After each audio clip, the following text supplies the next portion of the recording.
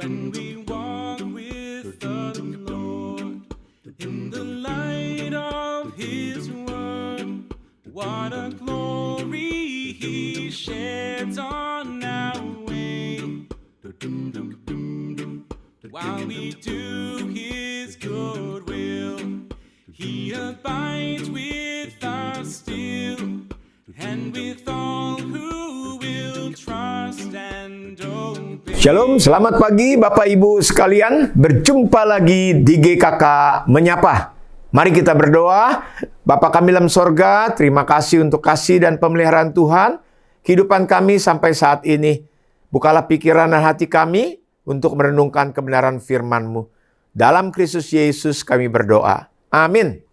Saudara, hari ini kita membaca satu ayat saja dari Yesaya 1 ayat yang ke-20. Dengan tema pemberontakan dan akibatnya. Firman Tuhan berbunyi demikian, tetapi jika kamu melawan dan memberontak, maka kamu akan dimakan oleh pedang.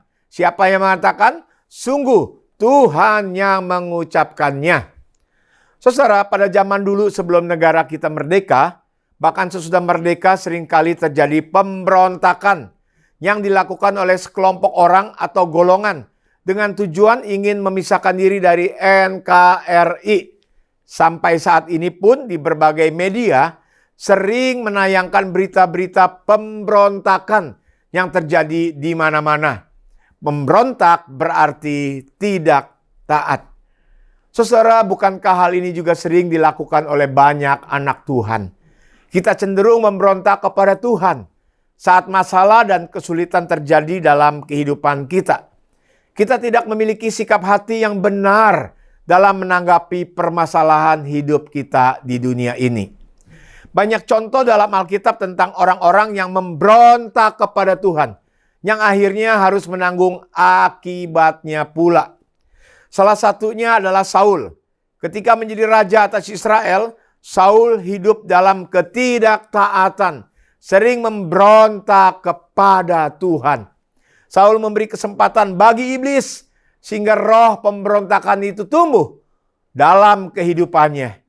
Sehingga ia memilih untuk tidak tunduk kepada perintah Tuhan, saudara. Sampai-sampai Samuel pernah menegur dengan keras, perbuatanmu itu bodoh. Engkau tidak mengikuti perintah Tuhan Allahmu yang diperintahkan kepadamu, sebab sedianya Tuhan mengokohkan kerajaanmu atas orang Israel untuk selama-lamanya. Tetapi karena pemberontakan, sekarang kerajaanmu tidak akan tetap. Karena engkau tidak mengikuti apa yang diperintahkan Tuhan kepadamu. Saudara, kita melihat akibat pemberontakan kepada Tuhan, kehidupan Saul akhirnya dengan penuh kehancuran. Saudara, seberat apapun kehidupan kita saat ini, jangan pernah memberontak kepada Tuhan. Pemberontakan itu bukan karakter orang Kristen. Prinsip kehidupan orang Kristen itu adalah TAAT, taat. Ketaatan bukan untuk dihindari. Tuhan akan memberikan imbalan apabila kita taat. Karena Yesaya 1 ayat 19 sebelumnya nas kita berkata, jika kamu menurut dan mau mendengar, maka kamu akan memakan hasil baik dari negeri itu. Amin. Hari ini Tuhan menghadapkan kita pada suatu pilihan. Memberontak atau taat. Kebahagiaan atau kehancuran. Berkat atau malapetaka. Realita hidup cenderung makin sulit. Mari kita belajar dari kehidupan Tuhan Yesus yang tidak pernah memberontak kepada Bapa meskipun harus mengalami penderitaan. Bahkan Tuhan Yesus rela memberi dirinya sampai mati di atas kayu salib. Jadilah orang Kristen yang tegar dan taat kepada Tuhan. Dan janganlah pernah memberi kesempatan kepada iblis. Sehingga sifat pemberontak tumbuh dalam kehidupan kita. Melainkan dengarkanlah firman Tuhan. Jika kamu mendengar, menuruti, maka kamu akan memakan hasil baik dari negeri ini. Tetapi sebaliknya, melawan dan memberontak, maka kamu akan dimakan oleh pedang. Sungguh Tuhan yang mengucapkannya. Ada quote atau kutipan berkata demikian, kita tidak boleh menggunakan Allah untuk tujuan hidup kita. melainkan Allah yang menggunakan kita untuk kepentingannya. Karena apa? Karena kita adalah ciptaannya.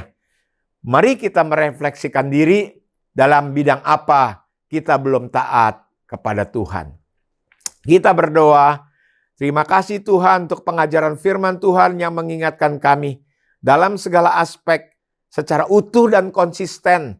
Kami mau belajar untuk taat, tunduk, dan menghargai-Mu.